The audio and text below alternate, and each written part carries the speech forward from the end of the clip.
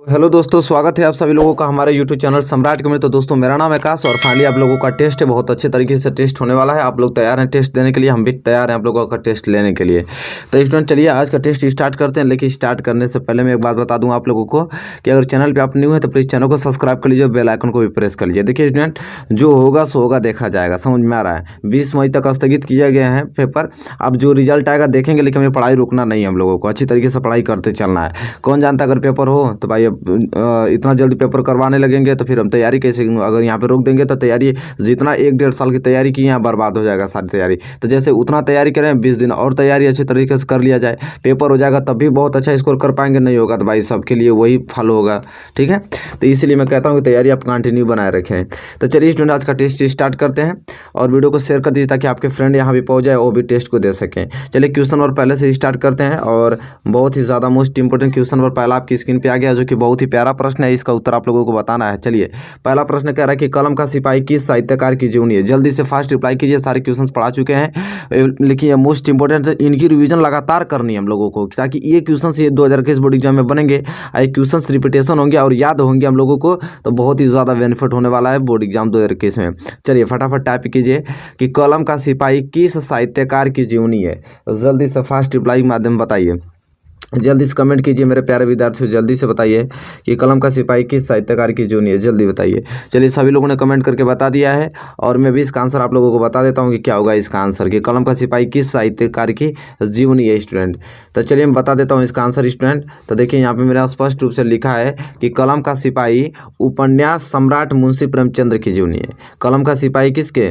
कलम का सिपाही उपन्यास सम्राट मुंशी प्रेमचंद्र की जीवनी है। जो लोग ये लिखे हैं, समझ लीजिए मुंशी प्रेमचंद्र जो लोग लिखे हैं, बिल्कुल उनका आंसर 100% सही है, कोई गलत नहीं कर सकता है स्टूडेंट। बहुत ही ज़्यादा मोस्ट इंपोर्टेंट क्वेश्चन है। चलिए क्वेश्चन नंबर दूसरे की ओर बढ़ चलते हैं, उसका आंसर देने के लिए हो जाइए तैयार। चलिए मेरे प्यारे विद्यार्थियों, क्वेश्चन नंबर दूसरे की ओर चलते हैं। देखिए क्वेश्चन नंबर दूसरा बहुत ही ज़्यादा मोस्ट इंपोर्टेंट आपकी स्क्रीन पे दिखाई दे रहा है, आराम से दिखा रहा हूँ मैं। देखिए क्वेश्चन नंबर दूसरा ये कह रहा है कि कलम का सिपाही नामक कृति के लेखक का नाम लिखिए। अब देखिए वहाँ पे कह रहा था कलम का सिपाही किस साहित्यकार की जीवनी है। अब वही प्रश्न देखिए इस प्रकार पूछ लेता है कि कलम का सिपाही नामक कृति के लेखक का नाम लिखिए और लिखिए, आंसर चेंज होगा, ठीक है। बहुत ही ज़्यादा मोस्ट इंपोर्टेंट, इसमें बहुत लोग कंफ्यूज हो जाते हैं दोनों प्रश्नों में, कहाँ क्वेश्चन क्या रहा है। तो वहाँ पे कलम का सिपाही किस साहित्यकार की जीवनी वो पूछा था। यहाँ पे पूछा है कि कलम का जो सिपाही नामक कृति जो लिखे हैं उनके लेखक कौन है, कौन लिखे हैं कलम का सिपाही। वो तो जीवनी मुंशी प्रेमचंद्र की थी, कृति के लेखक का नाम बताना है। चलिए जल्दी से बताइए, फास्ट रिप्लाई कीजिए, कमेंट के माध्यम से इसका आंसर बताइए। बहुत ही ज़्यादा महत्वपूर्ण प्रश्न है यह। क्वेश्चन नंबर दूसरा कि कलम का सिपाही नामक कृति के लेखक का नाम लिखना है और जल्दी से आप कमेंट के माध्यम से हमें इसका उत्तर बताइए। सभी लोगों को मैं टाइम दे रहा हूँ, अच्छे से लिख के बताइए हमें, ठीक है, कि कलम का सिपाही नामक कृति के लेखक का क्या नाम है, मतलब कि कौन लिखे हैं कलम का सिपाही। चलिए तो यहाँ पे रिप्लाई आना चालू हो गया सभी बच्चे का, बहुत अच्छे तरीके से रिप्लाई दे रहे हैं सभी लोग। चलिए मैं इसका आंसर बता देता हूँ आप लोगों को, इसका आंसर क्या होगा और मेरे आंसर से आप लोग मैच करा लीजिए कि आपका सही या गलत है स्टूडेंट, ठीक है। तो यहाँ पे देखिए आंसर इसका ये होगा कि कलम का सिपाही नामक कृति के लेखक जो हैं उनका नाम है अमृत राय। क्या है स्टूडेंट? अमृत राय। इसी प्रकार जिस प्रकार मैं लिखा हूँ बोर्ड एग्जाम में, इसी ढंग से आपको लिखना है बोर्ड एग्जाम में स्टूडेंट, कि कलम का सिपाही नामक कृति के जो लेखक है वो अमृत राय हैं स्टूडेंट। चलिए फाइनली जो लोग अमृत राय दिए हैं कमेंट में, बिल्कुल उनका आंसर सही है स्टूडेंट, बहुत अच्छे से तैयारी आप लोग कर रहे हैं। चलिए क्वेश्चन नंबर दूसरा क्लियर हो गया, हम बढ़ेंगे अगले क्वेश्चन की ओर, क्वेश्चन नंबर तीसरा की ओर। क्वेश्चन नंबर तीसरा देखिए स्टूडेंट क्या है कि दैनिकीय किस विधा की रचना है। बहुत ही ज़्यादा मोस्ट इंपोर्टेंट, चलिए बताइए दैनिकीय किस विधा की रचना है। Very very most important question है, जल्दी से रिप्लाई कीजिए कि दैनिकीय किस विधा की रचना है। बहुत ही मोस्ट इंपोर्टेंट क्वेश्चन से फास्ट रिप्लाई कीजिए। तो चलिए मैं इसका उत्तर आप लोगों को बता देता हूँ, लेकिन अभी नहीं बताऊंगा क्योंकि कुछ लोग कमेंट कर रहे हैं, पहले कमेंट कर लेने दीजिए अच्छे से।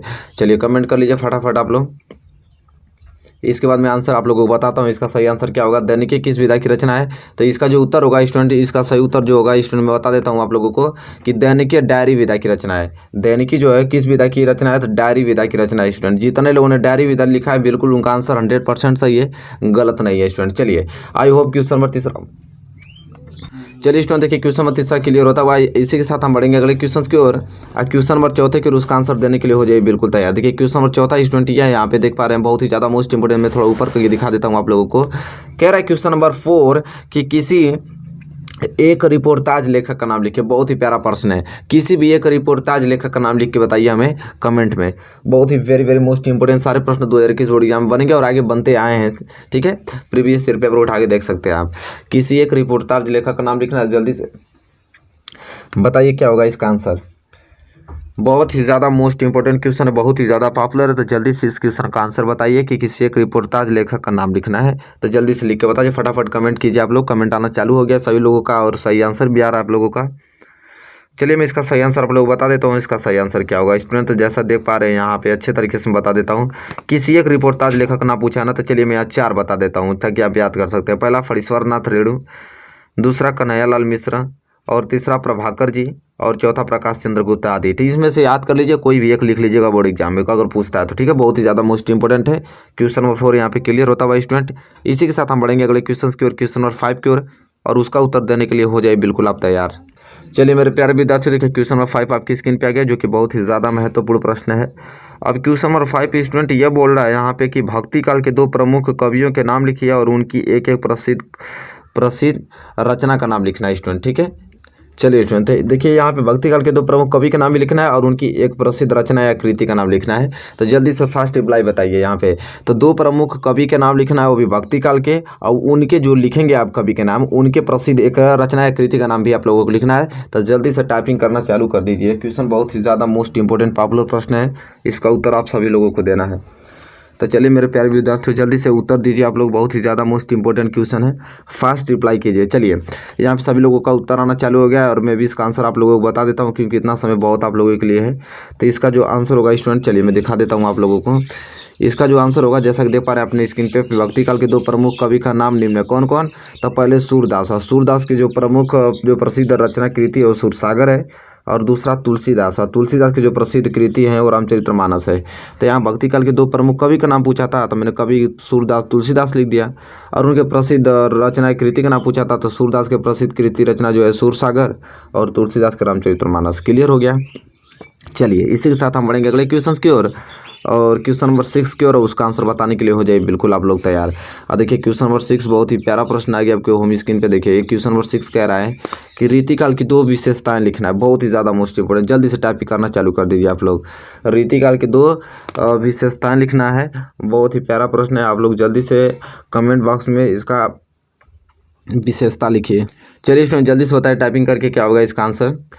तो चलिए आप लोगों को समय देता हूं क्योंकि यहाँ पे विशेषताएं लिखना है तो थोड़ा टाइम तो लगेगा, आप लोगों को तो समय लगेगा। चलिए समय में देता हूं आप लोगों को, कोई नहीं। रीतिकाल की 2 विशेषताएं लिखना है, जल्दी से आप लोग बताइए क्या होगा रीतिकाल की 2 विशेषताएं।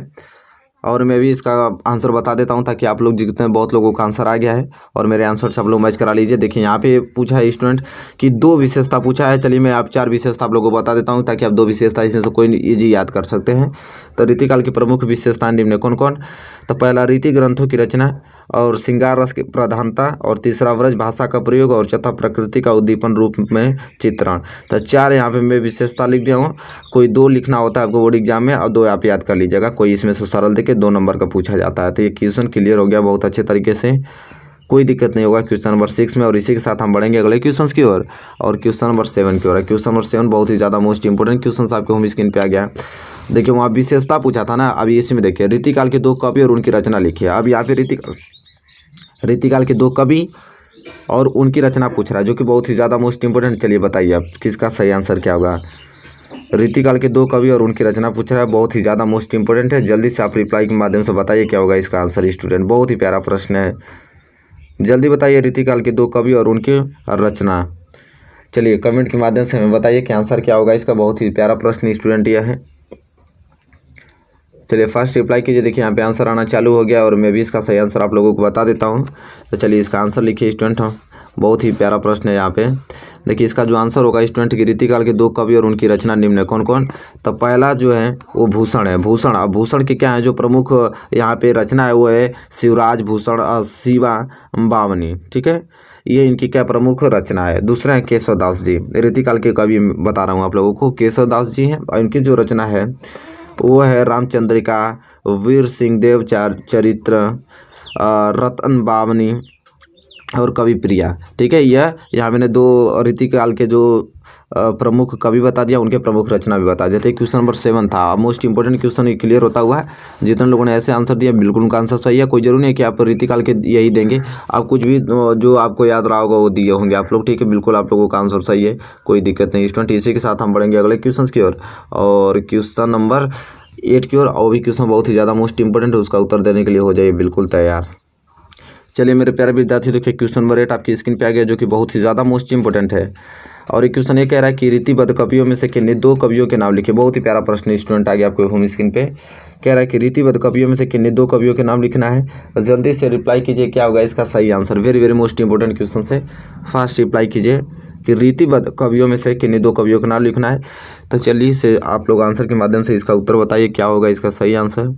आई होप सभी लोगों ने उत्तर देना स्टार्ट कर दिया और अच्छे से भी दे रहे हैं। और चलिए मैं इसका सही आंसर आप लोगों को बता देता हूँ कि रीतिबद्ध कवियों में से किन्हीं 2 कवियों के नाम लिखना है। तो क्या लिखेंगे आप लोग, ठीक है। तो देखिए स्टूडेंट यहाँ पे आप लिखेंगे, बहुत ही ज़्यादा मोस्ट इंपोर्टेंट प्रश्न है कि रीतिबद्ध धारा कवि के 2 निम्न हैं। रीतिबद्ध धारा के 2 कवि क्या हैं, निम्न कौन कौन। तो पहला ग्वाल कवि। अब ग्वाल कवि जो कि रसिकानंद लिखे हैं, ठीक है। और फिर भिखारी दास रस सारांश लिखे हैं। तो देखिए ये दोनों मैंने लिख दिया, रीतिबद्ध धारा के 2 कवि जो हैं, ग्वाल कवि, दूसरा भिखारी दास। और ग्वाल कवि लिखे हैं रसिकानंद और भिखारी दास रस सारांश लिखे हैं। बहुत ही प्यारा प्रश्न है। क्वेश्चन नंबर 8 यहाँ पे क्लियर होता हुआ है। इसी के साथ हम बढ़ेंगे अगले क्वेश्चन की ओर, क्वेश्चन नंबर 9 की ओर। और बहुत ही ज़्यादा मोस्ट इंपोर्टेंट प्रश्न वो भी है, उसका उत्तर देने के लिए हो जाइए बिल्कुल तैयार आप लोग। देखिए प्रश्न क्वेश्चन नंबर 9 पूछ रहा है यहाँ पे, देखें कि आधुनिक काल की प्रमुख विशेषताएं बताइए। देखिए बहुत ही प्यारा प्रश्न है। आधुनिक काल की प्रमुख विशेषताएं बताइए। इस काल के 2 कवियों का भी नामोल्लेख कीजिए। तो आधुनिक काल के यहाँ पे प्रमुख विशेषता भी आपको बताना है साथ ही साथ, और इस काल के 2 प्रमुख कवि जो हैं उनका भी नाम आपको लिखना है। तो जल्दी से कमेंट बताइए, कमेंट में इसका आंसर क्या होगा, इसका सही answer. Very very most important एक क्वेश्चन है स्टूडेंट, जल्दी से फास्ट रिप्लाई कीजिए और इसका आंसर बताइए, क्या होगा इसका सही आंसर। तो मेरे प्यारे विद्यार्थियों जल्दी से आप बताइए, एक भी क्वेश्चन मिस नहीं करना आप लोगों को। आधुनिक काल की प्रमुख विशेषताएं बताना है और इस काल के 2 कवियों के नाम भी बताना है। तो चलिए आई होप आप लोग बता दिए, कमेंट आना चालू हो गया सभी बच्चों का। और मैं भी बता देता हूँ इसका सही आंसर क्या होगा स्टूडेंट, मेरे आंसर से मैच करा लीजिए आप लोग। बहुत ही ज़्यादा मोस्ट इंपोर्टेंट प्रश्न है स्टूडेंट, ठीक है। आपको दिखाई दे रहा होगा यहाँ पे कि आधुनिक काल की प्रमुख विशेषताएं निम्नलिखित हैं, ठीक है। तो कौन कौन सी विशेषताएं आधुनिक काल की हैं। तो पहला स्वदेश प्रेम, दूसरा यथार्थ पर विश्वास, और तीसरा नारी के प्रति सम्मान का दृष्टिकोण, और चौथा जो है वो लघुता के प्रति सजगता। इस काल के 2 प्रमुख कवि निम्नलिखित हैं, ठीक है। ये तो आपका आधुनिक काल की प्रमुख विशेषताएं था, और यहाँ पे लिखा है कि इस काल के 2 प्रमुख कवि निम्न। कौन कौन से इस काल के प्रमुख कवि हैं। तो महादेवी वर्मा जी और हरिवंश राय बच्चन जी। तो देखिए इस प्रश्न में मैंने आधुनिक काल के 2 प्रमुख कवि का भी नाम बता दिया, महादेवी वर्मा और हरिवंश राय बच्चन जी। और इस काल के आधुनिक काल के प्रमुख विशेषता भी आप लोगों को बता दिया, स्वदेश प्रेम, यथार्थ पर विश्वास, नारी के प्रति सम्मान का दृष्टिकोण, लघुता के प्रति सजगता, ठीक है। ये जो है इस काल के प्रमुख विशेषताएं भी है, और महत्वपूर्ण कवि का नाम भी बता दिया मैंने। ये क्वेश्चन नंबर 9 था, जो कि बहुत ही ज़्यादा मोस्ट इंपोर्टेंट था। ये क्वेश्चन बहुत अच्छी तरीके से क्लियर होता हुआ। इसी के साथ हम बढ़ चलेंगे अगले क्वेश्चन की ओर, क्वेश्चन नंबर 10 की ओर। इसका उत्तर बताइए, क्या होगा क्वेश्चन नंबर 10 का। क्वेश्चन नंबर 10 का उत्तर होगा, आप लोग कमेंट करके बताइए कि भारतेंदु युग में काव्य की प्रमुख भाषा क्या थी। देखिए भारतेंदु युग में जो काव्य की प्रमुख भाषा थी वो क्या थी। बहुत ही प्यारा प्रश्न है, जल्दी से उत्तर के माध्यम से हमें बताइए इसका आंसर क्या होगा स्टूडेंट। कमेंट कीजिए, कमेंट जल्दी फास्ट रिप्लाई कीजिए आप लोग, जल्दी बताइए स्टूडेंट क्या होगा इसका आंसर। जल्दी से फास्ट रिप्लाई कीजिए, कमेंट कीजिए कि भारतेंदु युग में काव्य की प्रमुख भाषा क्या थी। चलिए मैं इसका उत्तर बता देता हूँ, क्योंकि सभी को उत्तर आ गया है स्टूडेंट। यहाँ पे लगातार उत्तर आ रहा है सभी लोगों का। भारतेंदु युग में काव्य की प्रमुख भाषा क्या थी।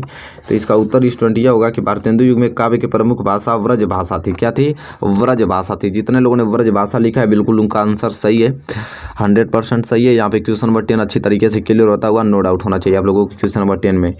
इसी के साथ हम बढ़ेंगे अगले क्वेश्चन की और, क्वेश्चन नंबर 11 की, और उसका आंसर देने के लिए हो जाइए बिल्कुल आप लोग तैयार। चलिए मेरे प्यारे विद्यार्थी बताइए क्वेश्चन 11 का आंसर क्या होगा। बहुत ही ज़्यादा most important question, question number 11 कह रहा है क्वेश्चन 11 यह स्टूडेंट कि छायावादी की 2 प्रमुख विशेषताएं लिखिए। जल्दी से बताइए रिप्लाई के माध्यम से क्या होगा स्टूडेंट, कमेंट कीजिए जल्दी से कि छायावाद की 2 प्रमुख विशेषताएं लिखना है। बहुत ही ज़्यादा मोस्ट इंपोर्टेंट पावलो प्रश्न, 2 नंबर का प्रश्न आता है स्टूडेंट। छायावादी की 2 प्रमुख विशेषताएं लिखना है, जल्दी से बताइए कमेंट करके, फटाफट बताइए। सारे क्वेश्चन आपको पढ़ा दिए गए, टेस्ट भी ले लिए गए, रिपीटेशन हो रहा है, अच्छे से भी क्वेश्चन मिस नहीं करना आप लोगों को। मुझे बानी सारे क्वेश्चन का आंसर याद होना चाहिए आप लोगों को। बताइए। छायावादी की दो प्रमुख विशेषताएं लिखना है। तो यहाँ पे कमेंट आ गया सभी लोगों का, सभी लोग कमेंट करना चालू करते हैं। बिल्कुल सही आंसर आ रहा है आप लोगों का। मैं भी इसका सही आंसर आप लोग बता देता हूँ ताकि आप लोग अच्छे तरीके से मैच करा लीजिए। तो छायावादी की दो प्रमुख विशेषताएं लिखना है। तो देखिए क्या होगा स्टूडेंट यहाँ पे कि छायावादी काव्य के प्रमुख प्रवृत्तियाँ निम्न है। कौन कौन स्टूडेंट है? तो देखिए यहाँ मैं बता देता हूँ। यहाँ पे हमसे 2 ही पूछा है लेकिन मैं यहाँ पे 6 बता देता हूँ, ठीक है। तो पहला स्टूडेंट क्या है कि छायावादी काव्य के प्रमुख प्रवृत्तियाँ निम्न कौन कौन? तो पहला है वैकवित अनुभूति की प्रबलता, और दूसरा है सौंदर्य भावना, और तीसरा है श्रृंगार और प्रेम वेदना, चौथा है करुणा और नैराश्य की भावना, और पांचवा जो है वो प्रकृति का मानवीकरण है, और छठवां रहस्य भावना है। तो ये सब स्टूडेंट क्या है? छायावादी की दो प्रमुख विशेषताएं हैं जो कि बहुत ही ज़्यादा मोस्ट इंपॉर्टेंट है। चलिए क्वेश्चन यहाँ पे बहुत अच्छे तरीके से क्लियर होता हुआ है। छायावादी की दो प्रमुख विशेषताएं पूछा था, मैंने 6 बता दिया, 2 ही याद करना है। इसमें से जो आपको सरल लगता है वो याद कर लीजिए। चलिए इसी के साथ हम बढ़ेंगे अगले क्वेश्चन की ओर, और क्वेश्चन नंबर 12 की ओर। अब इसका आंसर देने के लिए हो जाए बिल्कुल आप लोग तैयार है। क्वेश्चन नंबर 12 स्टूडेंट क्या बोल रहा है यहाँ पे कि छायावादी युग की किसी एक कावित्री का नाम लिखिए। बहुत ही ज़्यादा मोस्ट इंपोर्टेंट क्वेश्चन आ गया। अब छायावादी युग की किसी एक कावित्री का नाम लिखना है। जल्दी से आप कमेंट करके बताइए किसी एक कावित्री का नाम, वो भी छायावादी युग की होनी चाहिए। जल्दी से बताइए, बहुत ही ज़्यादा प्यारा प्रश्न है। अब very very most important question है। जल्दी से फास्ट रिप्लाई बताइए। छायावादी युग की किसी एक कावित्री का नाम पूछा है, बहुत ही ज़्यादा मोस्ट इंपॉर्टेंट है। चलिए फटाफट आंसर यहाँ आना चालू हो गया। मैं भी इसका आंसर आप लोगों को बता देता हूँ ताकि आप लोग मैच करा लीजिए अच्छी तरीके से कि छायावादी युग की किसी एक कवित्री का नाम पूछा है। तो देखिए यहाँ पे उत्तर क्या लिखेंगे आप लोग स्टूडेंट, बहुत ही मोस्ट इंपॉर्टेंट है कि छायावादी युग की कवित्री का नाम महादेवी वर्मा है। क्या है?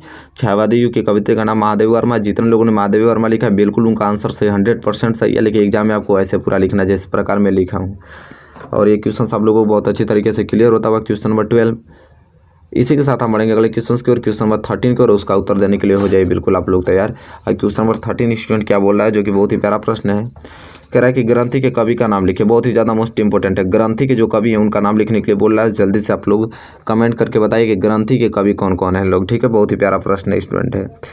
ये सारे प्रश्न आप 2021 बोर्ड एग्जाम में देखने को मिलेंगे आप लोगों को, और अच्छे से तैयारी कीजिए। ग्रंथि के कवि का नाम लिखना है, जल्दी से बताइए। ग्रंथि के कवि का नाम लिखना है, जल्दी बताइए कौन कौन है। तो चलिए सभी लोगों को यहाँ पे उत्तर आना चालू हो गया है। बहुत लोगों ने इसका उत्तर सही बता दिया है, और मैं भी इसका उत्तर बता देता हूँ ताकि आप लोग मैच करा लीजिए। याद होगा तो बहुत अच्छा, नहीं याद होगा तो आप लोग क्या कर लेना है, याद कर लेना है। तो देखिए ग्रंथि के कवि का नाम पूछा है। ग्रंथि के कवि का नाम जो है सुमित्रानंद पंत है। ग्रंथि के कवि का नाम सुमित्रानंद पंत जी, बहुत ही सरल नाम है और याद भी कर लेंगे, पॉपुलर नेम है इनका। सुमित्रानंद पंत जो है ग्रंथि के कवि हैं। और क्वेश्चन नंबर यहाँ पे 13 क्लियर होता हुआ बहुत अच्छे तरीके से। और इसी के साथ हम बढ़ेंगे अगले क्वेश्चन की ओर, क्वेश्चन नंबर 14 की ओर। वो भी क्वेश्चन बहुत ही ज़्यादा लाजवाब है, उसका आंसर देने के लिए हो जाइए बिल्कुल तैयार। चलिए मेरे प्यारे विद्यार्थियों, देखिए क्वेश्चन नंबर 14 आपके होम स्क्रीन पे आ गया है। और क्वेश्चन नंबर 14 क्या कह रहा है, बहुत ही ज़्यादा मोस्ट इंपोर्टेंट पॉपुलर प्रश्न है। और ये प्रश्न आपसे कह रहा है कि प्रयोगवादी काव्यधारा की 2 प्रमुख प्रवृत्तियों का उल्लेख कीजिए। प्रयोगवादी काव्यधारा की 2 प्रमुख प्रवृत्तियां का उल्लेख करना है, जल्दी से बताइए स्टूडेंट। बहुत ही ज़्यादा मोस्ट इंपोर्टेंट प्रश्न है। प्रयोगवादी काव्यधारा की 2 प्रमुख प्रवृत्तियां का उल्लेख, very very most important question है। क्वेश्चन नंबर 14 अब बहुत ही ज़्यादा पॉपुलर प्रश्न है। इसका उत्तर जल्दी से आप लोग बताइए। प्रयोगवादी काव्यधारा की 2 प्रमुख प्रवृत्तियों का उल्लेख करना है। फास्ट रिप्लाई कीजिए स्टूडेंट, क्या होगा इसका आंसर। जल्दी से आप लोग रिप्लाई करके बताइए क्या होगा इसका answer. Very very most important question से स्टूडेंट है। प्रयोगवादी काव्यधारा की 2 प्रमुख प्रवृत्तियाँ। चलिए मैं इसका आंसर आप लोग बता देता हूँ क्योंकि यहाँ पे आंसर आप लोगों का आना बिल्कुल सही है, आ गया है।